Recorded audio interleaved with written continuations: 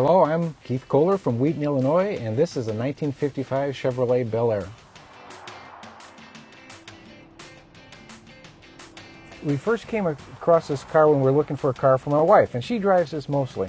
And we found it locally here from a fellow who started, put most of the work together on it in the interior. She liked the car because it had a lot of shiny parts on it.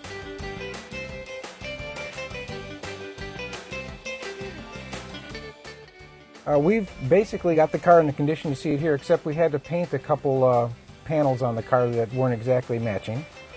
Cleaned it up. I did some work in the trunk and other parts of the car that needed to be refurbishing that weren't quite finished.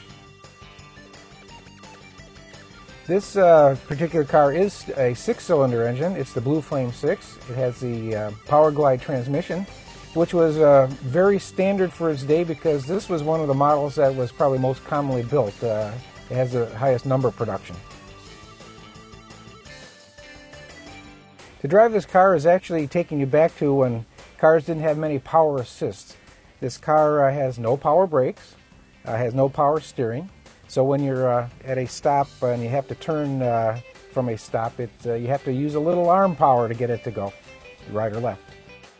But it's nice to drive on the highway. It'll cruise along with other cars at turnpike speed.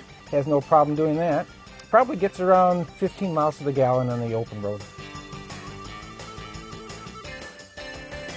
At this time, we probably aren't going to change anything on the car because people like it like it is. They like to reminisce about its originality, and a lot of times they remember how it was when their parents or somebody they knew had a 55 Chevy and they rode in the back seat and as kids, and have a lot of memories that way. So we're going to leave the car pretty much as it is.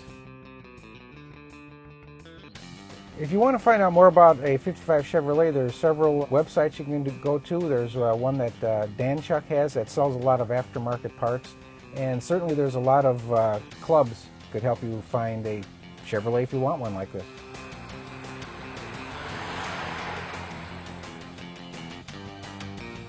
Well, we have found this car to be very pleasurable because other people like to talk about their experiences with cars back in the 1950s.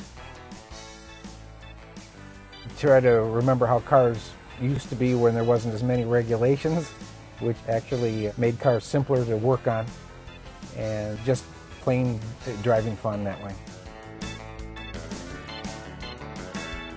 We've enjoyed this car for 10 years now, and we're going to keep it like you see it here, keep it well maintained, and we enjoy taking it to other cruise nights and car shows, and hope other people enjoy it as much as we do when they look at it and reminisce about the times that have gone by.